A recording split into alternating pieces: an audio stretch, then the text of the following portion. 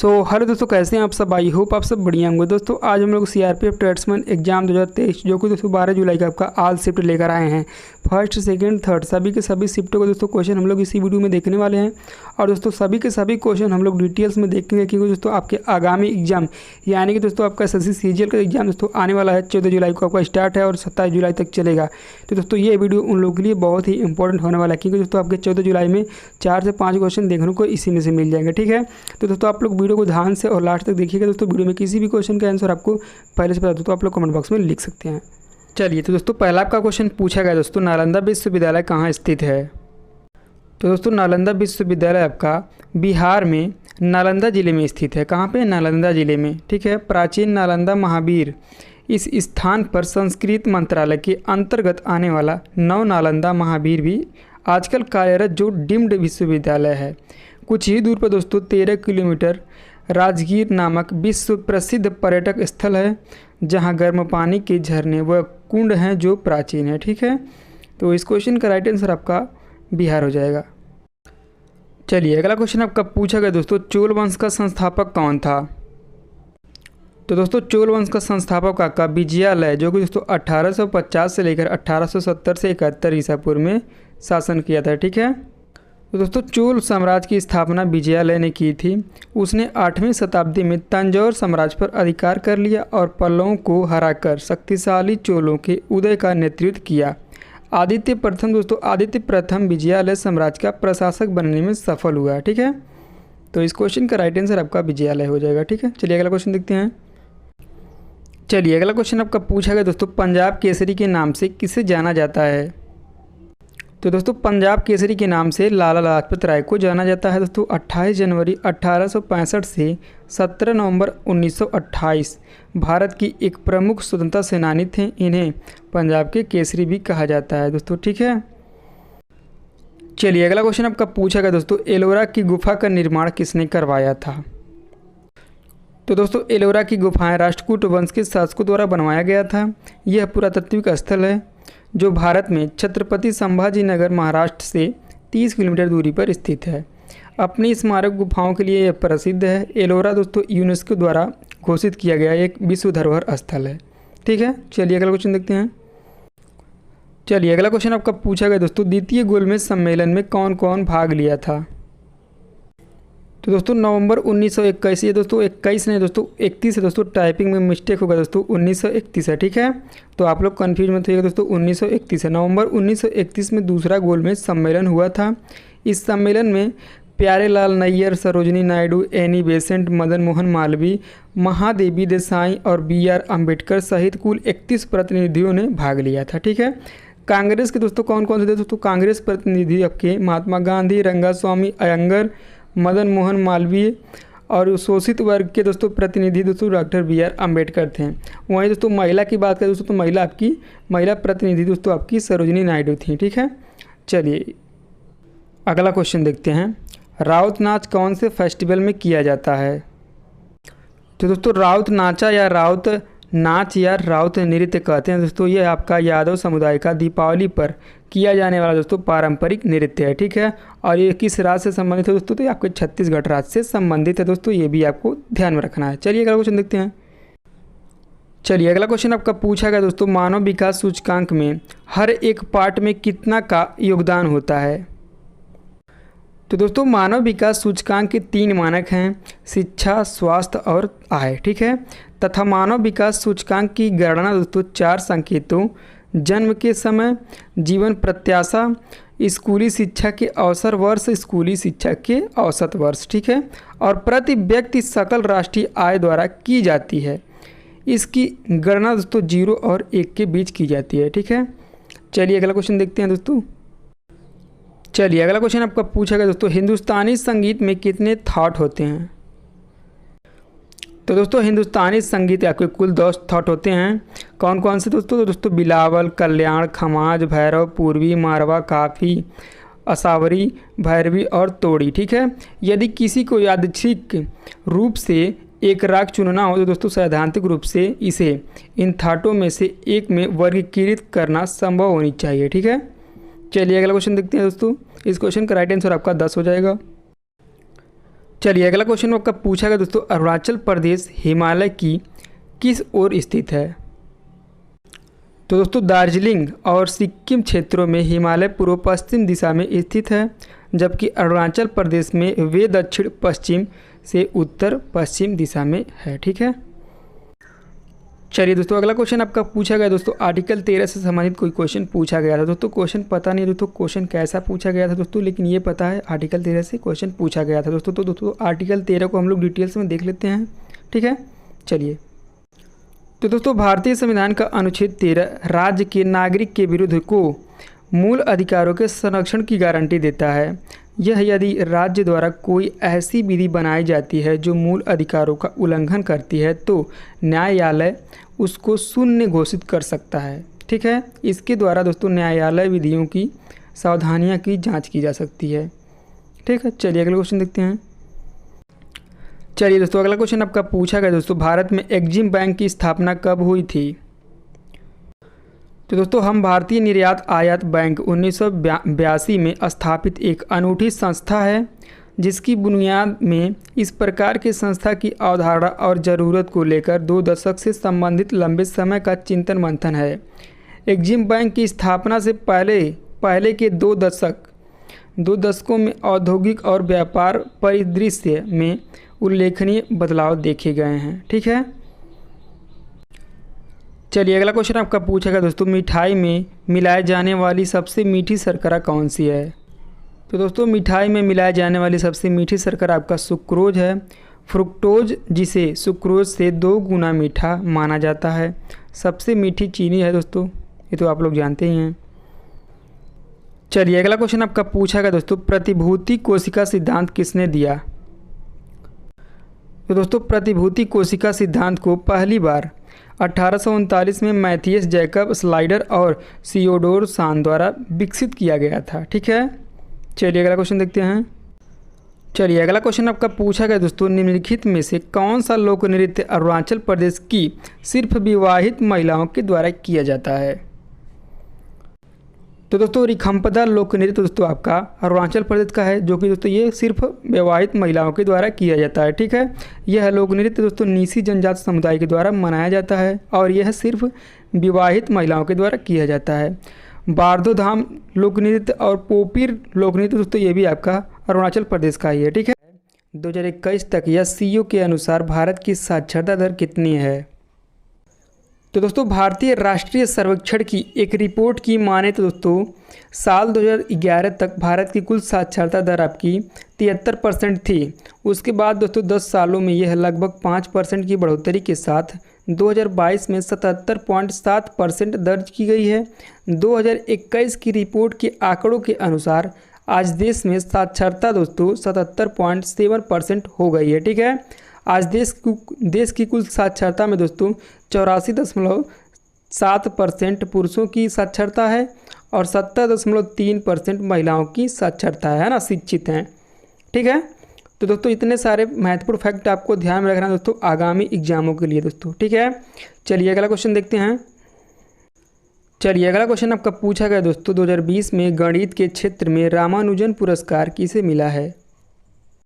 तो दोस्तों 2020 में गणित के क्षेत्र में दोस्तों रामानुजन पुरस्कार डॉक्टर कैरोलिना अराउजो को मिला है। ठीक है। 2020 युवा गणितज्ञों के लिए रामानुजन पुरस्कार डॉक्टर कैरोलिना अराउजो को institute for bureau and applied mathematics Rio de Janeiro Brazil से गणितज्ञ को प्रदान किया गया है। कहाँ से दोस्तों? तो दोस्तों ब्राज़ील से। ठीक है। तो चलिए दोस्तों अगला क्वेश्चन देखते हैं। चलिए अगला क्वेश्चन आपका पूछा गया दोस्तों, तूतीकोरिन कौन से राज्य में स्थित है? तो दोस्तों तूतीकोरी जो ब्रिटिश राज्य की जमाने में तूतीकोरिन भी कहलाता था। ठीक है। भारत के तमिलनाडु राज्य में तूतीकोरी जिले में स्थित है और ये दोस्तों ये एक नगर है, शहर है। ठीक है। चलिए अगला क्वेश्चन आपका पूछा गया दोस्तों, बाबर ने कौन सा युद्ध नहीं लड़ा था? ठीक है दोस्तों। तो दोस्तों ऑप्शन तो नहीं मिल पाए हैं, लेकिन दोस्तों ऑप्शन में आपका हल्दी घाटी का युद्ध था, जो कि दोस्तों बाबर ने नहीं लड़ा है। ठीक है। चलिए डिटेल्स में देखते हैं।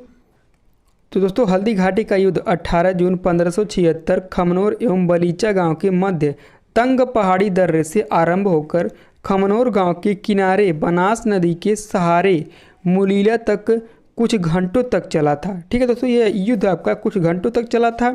युद्ध में निर्णायक विजय किसी का भी नहीं हासिल हुआ। ठीक है, क्वेश्चन ये पूछ लिया जाता है दोस्तों कि किस युद्ध में दोस्तों कोई भी निर्णायक परिणाम नहीं मिले। ठीक है, तो दोस्तों आपको ध्यान रखना है। ठीक है, इस युद्ध में दोस्तों महाराणा प्रताप के सहयोगी राणा पुंजा का सहयोग रहा। ठीक है, तो चलिए दोस्तों अगला क्वेश्चन देखते हैं।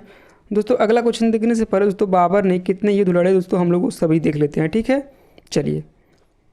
चलिए दोस्तों बाबर के समय कौन कौन सा युद्ध लड़ा गया था दोस्तों, तो देख लेते हैं। दोस्तों बाबर के समय कुल 4 युद्ध लड़े गए थे दोस्तों भारत में। पानीपत का प्रथम युद्ध दोस्तों 1526 में बाबर और इब्राहिम लोदी के बीच लड़ा गया था। 1527 में दोस्तों खानवा का युद्ध बाबर और राणा सांगा के बीच लड़ा गया था। 1528 में चंदेरी का युद्ध बाबर और मेदिनी राय के बीच लड़ा गया था। 1529 में दोस्तों घाघरा का युद्ध लड़ा गया था किसके बीच में, दोस्तों बाबर और अफगानों के बीच में। ठीक है, इन सभी युद्धों में दोस्तों किसकी जीत हुई दोस्तों बाबर की हुई, ये भी आपको ध्यान रखना है। और दोस्तों 1530 में बाबर की मृत्यु हो गई। ठीक है, चलिए अगला क्वेश्चन आपका पूछा गया दोस्तों भारत में सबसे बड़ा स्तूप कहाँ है। तो दोस्तों 1998 में पुरातत्व अन्वेषण विभाग द्वारा केसरिया में उत्खनन के बाद दुनिया का सबसे ऊंचा बौद्ध स्तूप मिलने के बाद भी बिहार अपने अतीत का गौरव फिर से प्राप्त किया। ठीक है, केसरिया बौद्ध स्तूप की कुल ऊंचाई दोस्तों आज भी 104 फीट है, जबकि इंडोनेशिया स्थित विश्व प्रसिद्ध है बोरोबुदुर, जो कि दोस्तों जावा भी कहते हैं दोस्तों, बौद्ध स्तूप की ऊंचाई कुल 103 ही फीट है। ठीक है, तो आपका कौन सा स्तूप ऊंचा है दोस्तों आपका केसरिया बौद्ध स्तूप। ठीक है, इस क्वेश्चन का राइट आंसर आपका केसरिया बौद्ध स्तूप हो जाएगा। चलिए दोस्तों अगला क्वेश्चन देखते हैं। चलिए अगला क्वेश्चन आपका पूछा गया दोस्तों भारत और पाकिस्तान के मध्य सिंधु जल समझौते कौन से बैंक ने करवाया था। ठीक है, कौन सा बैंक करवाया दोस्तों सिंधु जल समझौता, तो दोस्तों वो विश्व बैंक था दोस्तों। भारत और पाकिस्तान के मध्य सिंधु जल समझौते पर हस्ताक्षर करवाए थे। ठीक है, विश्व बैंक ने। ठीक है, भारत और पाकिस्तान ने दोस्तों वर्ष 1960 में इंडस वाटर ट्रीटी सिंधु जल समझौता नामक उस समझौते पर हस्ताक्षर किए गए थे। इस समझौते पर दोनों देशों के बीच बातचीत में विश्व बैंक के मध्यस्थ की भूमिका निभाई थी और तीसरे पक्ष के तौर पर समझौते पर उसने भी हस्ताक्षर किए थे, यानी कि विश्व बैंक ने भी हस्ताक्षर किए थे दोस्तों। ठीक है, तो चलिए दोस्तों अगला क्वेश्चन देखते हैं। तो दोस्तों अगला क्वेश्चन आपका पूछा गया है काकीनाडा बंदरगाह कहाँ स्थित है।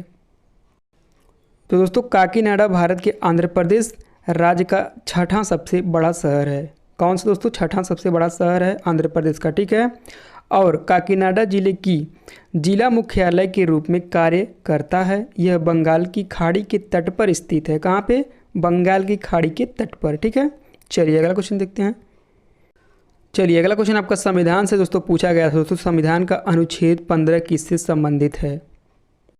तो दोस्तों यह अनुच्छेद आपका धर्म, वर्ण, जाति अथवा जन्म स्थान के आधार पर किसी भी नागरिक के साथ भेदभाव करने पर रोक लगाती हैं। यह अनुच्छेद 15। ठीक है, अनुच्छेद 15(1) दोस्तों क्या कहता है दोस्तों, अनुच्छेद 15(1) आपका कहता है राज्य किसी नागरिक के विरुद्ध केवल धर्म, मूल वंश, जाति, लिंग, जन्म स्थान अथवा इनमें से किसी के आधार पर कोई विभेद नहीं करेगा, है ना। तो चलिए दोस्तों अगला क्वेश्चन देखते हैं। चलिए अगला क्वेश्चन आपका पूछा गया दोस्तों ONGC का गठन कब हुआ। तो पहले तो दोस्तों हम लोग ONGC का फुल फॉर्म देखते हैं। दोस्तों ONGC का फुल फॉर्म आपका होता है oil and natural gas corporation. दोस्तों इसका गठन आपका 14 अगस्त 1956 को हुआ था। ठीक है, चलिए अगला पॉइंट देखते हैं दोस्तों। अगला पॉइंट आपका है पंडित जवाहरलाल नेहरू के नेतृत्व में 1955 में भारतीय भूभाग सर्वेक्षण के अधीन तेल एवं गैस प्रभाग के रूप में ONGC का शिलान्यास किया गया। ठीक है, 14 अगस्त 1956 को इसे तेल एवं प्राकृतिक गैस आयोग का नाम दिया गया। ठीक है, और 1994 में तेल एवं प्राकृतिक गैस आयोग का नाम दिया गया था। ठीक है, तो चलिए दोस्तों अगला क्वेश्चन देखते हैं। चलिए अगला क्वेश्चन आपका दोस्तों पूछा गया डेरा ब्यास प्रमुख बाबा गुरिंदर सिंह किस राज्य के हैं। तो दोस्तों बाबा गुरिंदर सिंह डिल्लो जी, जिन्हें बाबा जी के रूप में भी जाना जाता है, राधा स्वामी सत्संग ब्यास के 5वें आध्यात्मिक नेता के रूप में पहचाने जाते हैं। अगस्त 1954 को बाबा जी का जन्म पंजाब के मोगा में एक ढिल्लो परिवार में हुआ था। ठीक है, कहाँ पे, ढिल्लो परिवार में, जहाँ उनका परिवार पहले से ही राधा स्वामी सत्संग ब्यास का भक्त था। बाबा जी के पिता गुरमुख सिंह ढिल्लो थे और उनकी मां महिंदर कौर थी। ठीक है, तो दोस्तों इस क्वेश्चन का राइट आंसर आपका क्या हो जाएगा दोस्तों? तो दोस्तों पंजाब राज्य हो जाएगा। ठीक है, चलिए अगला क्वेश्चन आपका पूछा गया दोस्तों 1852 में कौन सा युद्ध लड़ा गया था? तो दोस्तों दूसरा एंग्लो वर्मा युद्ध 1851 से 1852 तक 19वीं शताब्दी में वर्मी और ब्रिटिश सेनाओं के बीच लड़े जाने वाली उन तीनों में से दूसरा युद्ध था। ठीक है दोस्तों, जिसके परिणाम स्वरूप धीरे धीरे वर्मा की प्रभुत्व और स्वाधीनता समाप्त हो गई। ठीक है, तो इसीलिए सही कालानुक्रमिक क्रम के पहला एंग्लो नेपाली युद्ध दोस्तों आपका 1814 से लेकर 1816 तक था दोस्तों। और वहीं पहला दोस्तों ये पहला नेपाली युद्ध दोस्तों, और अगला आपका पहला एंग्लो अफगान युद्ध है। ठीक है, पहला एंग्लो अफगान युद्ध आपका 1839 से लेकर 1842 तक लड़ा गया। दूसरा एंग्लो सिख वार दोस्तों 1848 से 1849 तक लड़ा गया। और दूसरा एंग्लो वर्मा युद्ध दोस्तों, ये आपका सिख वार है दोस्तों, ये आपका दूसरा एंग्लो वर्मा युद्ध है दोस्तों, ये आपका 1851 से लेकर 1852 तक चला, जो कि दोस्तों क्वेश्चन का यही राइट आंसर हो जाएगा। ठीक है, दूसरा पूछा ही था। चलिए अगला क्वेश्चन देखते हैं। चलिए दोस्तों अगला क्वेश्चन आपका पूछा गया संक्रमण ऋतु किसे कहते हैं? तो दोस्तों लौटता हुआ मानसून गर्म वर्षा ऋतु का शुष्क शीत ऋतु में संक्रमण है, इसलिए दोस्तों इसे संक्रमण ऋतु के नाम से जाना जाता है। ठीक है, चलिए अगला क्वेश्चन देखते हैं। चलिए अगला क्वेश्चन आपका पूछा गया दोस्तों हाथी का पर्यायवाची क्या होता है? तो दोस्तों हाथी का पर्यायवाची आपका गज, गजराज, गजेंद्र, कुंजर, हस्ती, मदकल, मतंग, इरावत, करी आदि दोस्तों होते हैं। दोस्तों आपके ऑप्शन में क्या दिया गया है दोस्तों, आप लोग कमेंट करके बताना ना भूलिएगा। ठीक है, चलिए अगला क्वेश्चन देखते हैं। चलिए दोस्तों अगला क्वेश्चन आपका पूछा गया दोस्तों राधा स्वामी सत्संग कहाँ है? तो दोस्तों राधा स्वामी सत्संग ब्यास राधा स्वामी आंदोलन में एक आध्यात्मिक संगठन है। इसका नेतृत्व गुरिंदर सिंह कर रहे हैं। राधा स्वामी सत्संग ब्यास का मुख्य केंद्र है उत्तरी भारतीय राज्य पंजाब में ब्यास नदी के तट पर स्थित है। दोस्तों इस क्वेश्चन का राइट आंसर आपका पंजाब हो जाएगा। ठीक है, चलिए अगला क्वेश्चन देखते हैं। चलिए अगला क्वेश्चन आपका पूछा गया दोस्तों कला क्षेत्र फाउंडेशन कहाँ है? तो दोस्तों कला क्षेत्र फाउंडेशन पूर्व में दोस्तों केवल एक ही कला क्षेत्र है। कितना? एक ही कला क्षेत्र और 3 एक कला और सांस्कृतिक अकादमी है जो भारतीय कला और शिल्प में पारंपरिक मूल्यों के संरक्षण के लिए समर्पित है। ठीक है, विशेष रूप से भरतनाट्यम नृत्य और गंधर्ववेद संगीत के क्षेत्र में है। ठीक है, भारत में स्थित अकादमी की स्थापना जनवरी 1936 में रुक्मिणी देवी अरुंडेल और उनके पति जॉर्ज अरुंडेल द्वारा की गई थी। ठीक है दोस्तों, भरतनाट्यम, ठीक है, भरतनाट्यम और कुचिपुड़ी से दोस्तों रुक्मिणी देवी अरुंडेल संबंधित हैं। ठीक है, चलिए अगला क्वेश्चन देखते हैं। चलिए दोस्तों अगला क्वेश्चन आपका पूछा गया दोस्तों गर्मी के मौसम सर्वाधिक ठंड कहाँ पर होती है? दोस्तों इस क्वेश्चन का राइट आंसर मिल नहीं पाया दोस्तों इस क्वेश्चन का राइट आंसर दोस्तों आप लोग को कमेंट बॉक्स में लिखना है दोस्तों, अगर जो आपको पता है तब। तो खेड़ा सत्याग्रह किससे संबंधित है? तो दोस्तों 1918 में महात्मा गांधी ने उन किसानों के समर्थन में गुजरात के खेड़ा में सत्याग्रह शुरू किया जो फसलों की विफलता के कारण भूमि कर का भुगतान करने में सक्षम नहीं थे। ठीक है दोस्तों, तो दोस्तों इस क्वेश्चन का राइट आंसर आपका 1918 हो जाएगा। ठीक है, चलिए अगला पॉइंट देखते हैं दोस्तों। अगला पॉइंट आपका है 1917 में महात्मा गांधी ने बिहार के चंपारण में दमनकारी यूरोपीय नील बागान मालिकों के खिलाफ सत्याग्रह के साथ अपने प्रयोगों की शुरुआत की। अगला पॉइंट आपका है 1918 में महात्मा गांधी ने अहमदाबाद मिल की श्रमिकों के लिए आमरण अनशन किया और आखिरकार मिल मालिकों ने श्रमिकों की न्याय उचित मांगों को मान लिया। ठीक है, तो दोस्तों इस क्वेश्चन का राइट आंसर आपका 1918 हो जाएगा। चलिए अगला क्वेश्चन देखते हैं। चलिए दोस्तों अगला क्वेश्चन आपका पूछा गया है रोजगार गारंटी अधिनियम कब का है? तो दोस्तों अगस्त 2005 में भारतीय संसद ने नरेगा पारित किया। ठीक है, यह दोस्तों 2 फरवरी 2006 को लागू हुआ और 2 अक्टूबर 2009 को नरेगा अधिनियम का नाम बदलकर मनरेगा कर दिया गया। ठीक है दोस्तों, मनरेगा इसलिए कर दिया दोस्तों, मनरेगा में दोस्तों एमजी जो जुटता है ना, वो दोस्तों महात्मा गांधी के नाम पर रखा गया है। ठीक है, तो दोस्तों इस क्वेश्चन का राइट आंसर आपका 2005 हो जाएगा। ठीक है, चलिए अगला क्वेश्चन देखते हैं। चलिए दोस्तों अगला क्वेश्चन आपका पूछा गया है आइन ए अकबरी किस भाग से है? तो दोस्तों आइन ए अकबरी अबुल फजल द्वारा रचित अकबरनामा का एक भाग है। अकबरनामा के 3 भाग हैं दोस्तों, जिसमें से तीसरे भाग को आइन ए अकबरी कहते हैं। ठीक है, तो दोस्तों इस क्वेश्चन का राइट आंसर आपका अकबरनामा हो जाएगा। ठीक है, चलिए अगला क्वेश्चन देखते हैं। चलिए दोस्तों अगला क्वेश्चन आपका पूछा गया है दोस्तों, पटकाई पहाड़ी किसका भाग है? तो दोस्तों पटकाई पहाड़ी आपका पूर्वांचल की पहाड़ियों का हिस्सा है। पटकाई श्रृंखला में 3 पहाड़ियां शामिल हैं। पहला आपका है पटकाई बम, दूसरा आपका है गारो खासी जयंतिया और तीसरा आपका है लुसाई हिल्स। ठीक है दोस्तों, खासी और जयंतिया पहाड़ियां असम और मेघालय में स्थित हैं। पटकाई श्रृंखला भारत की उत्तर पूर्वी सीमा पर स्थित पहाड़ियों में है जो वर्मा को छूती है, यानी कि म्यांमार को छूती है। ठीक है, पटकाई श्रृंखला नागालैंड, मेघालय, मिजोरम और मणिपुर तक फैली हुई है। तो दोस्तों इस क्वेश्चन का राइट आंसर आपका क्या हो जाएगा? पूर्वांचल की पहाड़ियों का हिस्सा है। ठीक है, पटकाई पहाड़ी। ठीक है, चलिए अगला क्वेश्चन देखते हैं।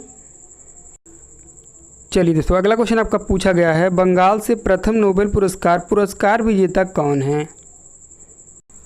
तो दोस्तों 1901 में नोबेल पुरस्कार के उद्घाटन के बाद से 2020 तक 3 बंगालियों व्यक्तियों और 1 बंगाली मूल के व्यक्ति को दोस्तों यह पुरस्कार मिला है, यानी कि कुल मिलाकर दोस्तों 4 लोगों को यह पुरस्कार दिया गया है। ठीक है, 1913 में साहित्य में नोबेल पुरस्कार से सम्मानित होने वाले पहले बंगाली और पहले एशियाई रविंद्रनाथ टैगोर जी हैं, जो कि दोस्तों हमारे भारत के कोलकाता में ही पैदा हुए थे। ठीक है, बाद में दोस्तों 1998 में अर्थशास्त्र में अमर्त्य सेन को दोस्तों, जो दोस्तों वो भी आपके भारत के ही थे दोस्तों, भारत में ही पैदा हुए थे, उनको मिला था दोस्तों, क्या मिला था दोस्तों?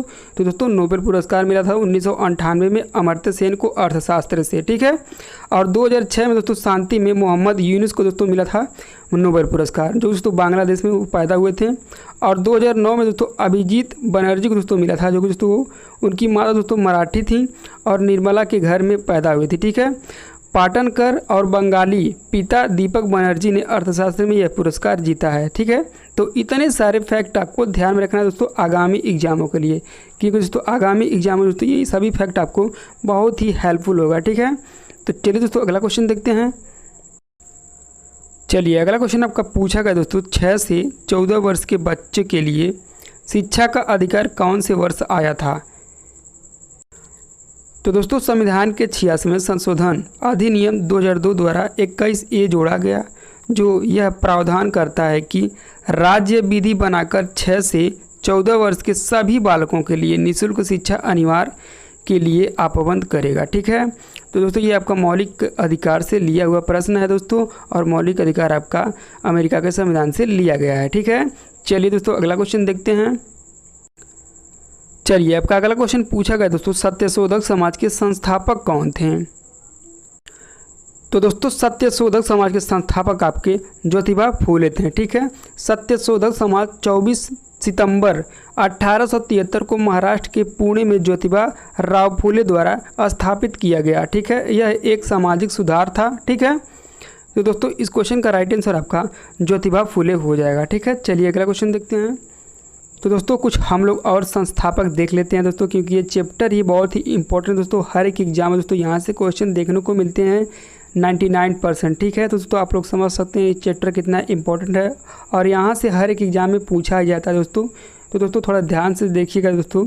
ब्रह्म समाज की स्थापना दोस्तों, ब्रह्म समाज की स्थापना राजा राम मोहन राय ने की थी दोस्तों। कहाँ पे की थी? कलकत्ता में। और कब की थी दोस्तों? तो 20 अगस्त 1828 को। ठीक है, अन्य प्रमुख संगठन एवं संस्थापक देखते हैं दोस्तों। तो दोस्तों आत्मीय सभा का संस्थापक राजा राम मोहन राय, जो कि दोस्तों 1815 में की थी। ठीक है, आर्य समाज की स्थापना दोस्तों स्वामी दयानंद सरस्वती ने 1875 में की।